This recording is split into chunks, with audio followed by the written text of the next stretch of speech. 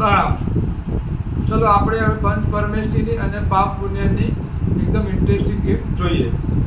આ ગેમની અંદર આપણે પાપ પુણ્યના આ બધા અહીંયા આગળ છે, જેની અંદર બાળકોને કઈ પાપની એક્ટિવિટી છે અને કઈ પુણ્યની એક્ટિવિટી છે એ સમજ પડશે. દરેકની ઉપર એના પોઈન્ટ્સ પણ લખ્યા છે, 10 પોઈન્ટ, 20 પોઈન્ટ, 30 પોઈન્ટ, 40થી 50 પોઈન્ટ. જો પોઝિટિવ સાઇન છે એ બધી પુણ્યની એક્ટિવિટી છે, અને જે નેગેટિવ પોઈન્ટ છે 10થી 50 માઇનસમાં એ બધી પાપની એક્ટિવિટી છે. અને અહીંયા આપણે પંચ પરમેષ્ઠીને પાનાને પત્તાને પીસીને આડાવડા મૂકી દીધા છે. આ ગેમનો ગોલ શું છે કે આપણે કુકરીની મદદથી આપણે દરેકે પંચ પરમેષ્ઠી કલેક્ટ કરવાના છે, અને આપણે રમવાનું આવી રીતે આ ડાયરેક્શનમાં છે.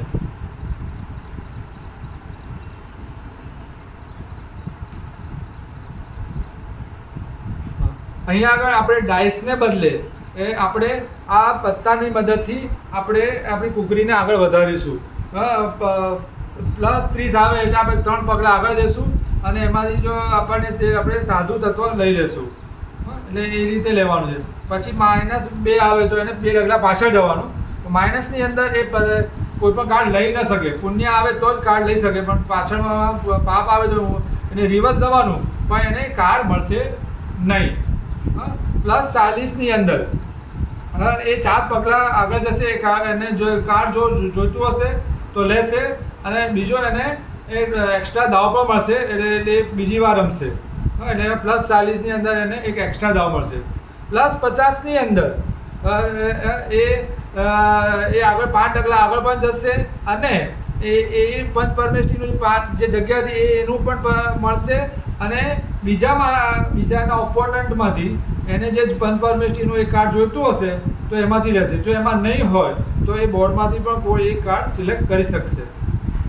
એવી રીતે જો -40 જેને આવે તો એને જ્યાં આવે તો તેને તે જગ્યાએ ઊભા રહેવાનું. એમાં પાછળ 4 ડગલા જવાનું નથી. એ દાવ પણ જશે એનો, અને એનો નેક્સ્ટ દાવ પણ જશે. એટલે 2 દાવ એના નક્કામાં જશે. જ્યારે -50 વાળું આવશે તો તેને ત્યાં ને ત્યાં જ ઊભા રહેવાનું, અને પંચ પરમેષ્ઠીનું એના હાથમાં જે ઓલરેડી કલેક્ટ કરેલું છે એ પાછું અંદર બોર્ડ પર મૂકવાનું રહેશે.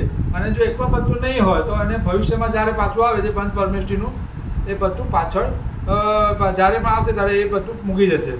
હવે આપણે જોઈએ ગેમ સ્ટાર્ટ કેવી રીતે કરવાની, કોણ પહેલો રમશે અને કોણ બીજો રમશે, કોણ ત્રીજો રમશે. જેના હાઈએસ્ટ પોઈન્ટ આવે એ પહેલો રમશે, અને જે એના લોએસ્ટ આવશે એ છેલ્લે રમશે. તમારે કેટલા આવ્યા? -50. એટલે મારા આવ્યા +20, એટલે હું પહેલાં રમીશ.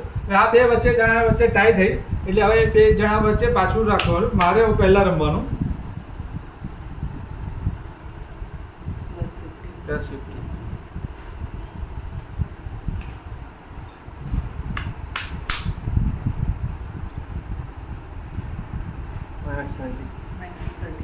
હા, તો હવે આની અંદર આમના -20 છે ને આમના -30 છે, બરાબર.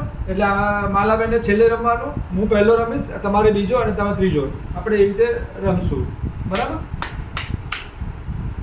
હવે આપણે આની અંદર મારે પહેલાં રમવાનું છે, એટલે હું પત્તું ખેંચીશ. મારા +10. હા, એટલે મને હવે હું અહીંયાથી આચાર્ય પદનું એક પત્તું અહીંયા આગળ લઈ લઈશ. હા, તમારે પત્તું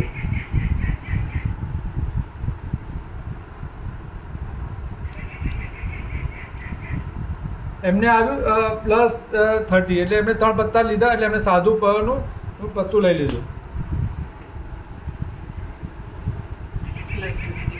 +50 એટલે હવે એમને +50 આવ્યું, એટલે આ પત્તું પણ મળશે, અને આમાં અમારા 2માંથી પણ એક લઈ શકે છે.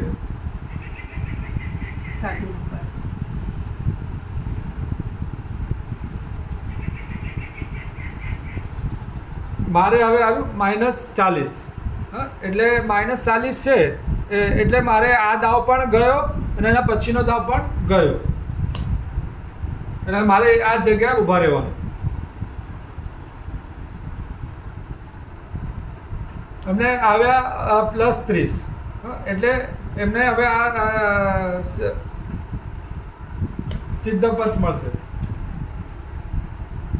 -30, એટલે એમને 3 ડગલા પાછળ જવાનું. પણ માઇનસ જ્યારે જાય તો એને પત્તું લઈ શકે નહીં. હા, અને ડુપ્લિકેટ પત્તું પણ લેવાય નહીં. મારો બીજો પણ દાવ જશે કે મારે -40 આવે છે.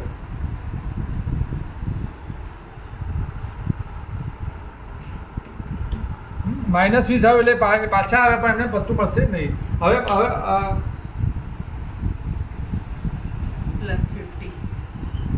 +50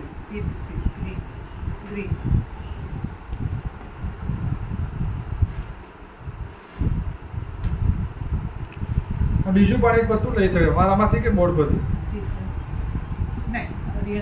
બોર્ડ પરથી લઈ હા, બોર્ડ પરથી હવે મારો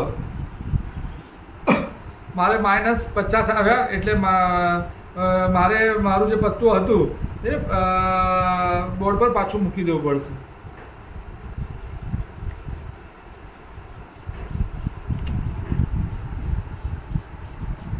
આ રીતે જેની પંચ પરમેષ્ઠી જે પહેલી થઈ જશે એ જીતી જશે. એમને +20 આવ્યા એટલે 2 આગળ આવ્યા.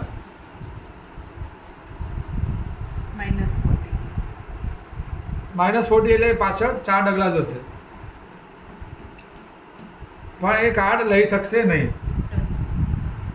મારે હવે -10. આ રીતે જેની પંચ પરમેષ્ઠી પહેલી થઈ જશે એ જીતી જશે.